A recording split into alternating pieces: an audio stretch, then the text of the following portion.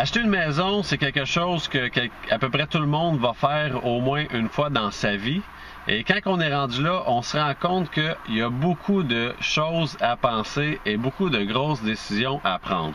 Entre autres, est-ce que c'est mieux d'acheter une maison neuve ou d'acheter une maison usagée ou une maison qui a de l'âge? Ben, en fait, c'est sûr que chacune des deux options a ses avantages et ses inconvénients. Et c'est de ça que j'aimerais parler un petit peu dans cette capsule, même si c'est sûr que ça pourrait être le sujet d'une très longue discussion.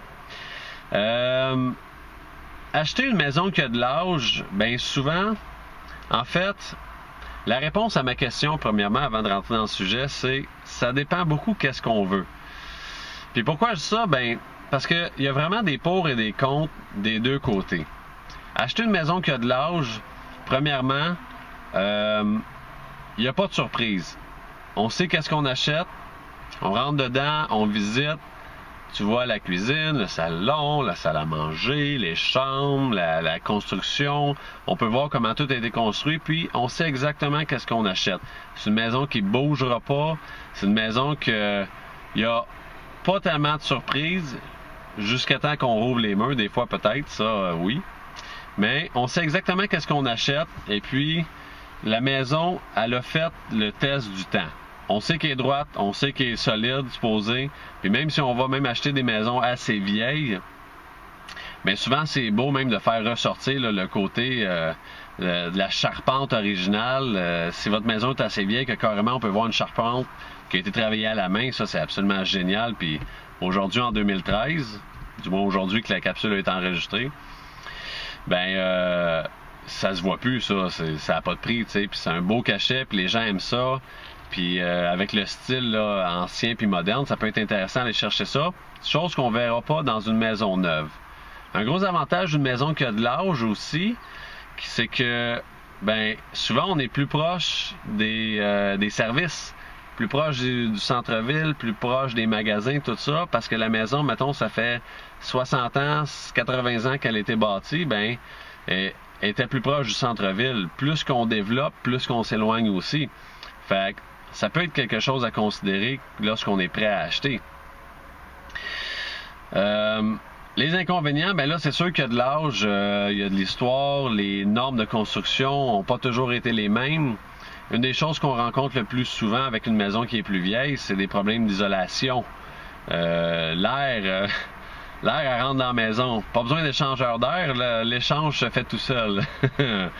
Mais avant d'acheter, vous allez vouloir considérer c'est quoi l'âge des fenêtres, des portes, parce que ça, c'est des rénovations qui sont quand même assez dispendieuses. La fondation, une fondation avec des pierres puis du ciment, c'est pas, ça va laisser passer l'humidité plus qu'une bonne fondation en béton coulé, des choses comme ça. Donc, tu sais, les infiltrations d'air, ça représente des coûts d'énergie très élevés. Il faut penser à ça. Donc, souvent, ben en fait, il faut faire attention à certaines rénovations comme ça qui peuvent être dispendieuses, des fois, de réisoler la maison, tout dépendant des coûts, mais ça peut être intéressant. On peut se retrouver avec une maison avec un bon côté énergétique, puis un beau cachet un peu plus vieillot aussi. Acheter une maison neuve, ben ça, c'est pas sans ces maux de tête aussi. Là, vous avez l'avantage, normalement, de pouvoir choisir, si on achète vraiment flambant neuf, de choisir vos armoires, choisir vos planchers, choisir toutes ces choses-là, peut-être de faire les plans, de disposer la maison vraiment comme vous la voulez. Donc ça peut être intéressant, sauf que l'effet de rareté rentre en ligne de compte pour les terrains, les nouveaux développements, on est de plus en plus loin des services, des centres-villes. Donc ça aussi, c'est quelque chose à penser. S'il faut toujours prendre l'auto pour aller chercher une pinte de lait au dépanneur, ben ta pinte de lait, elle te coûte un petit peu plus cher aussi. Il faut prévoir le coût, finalement.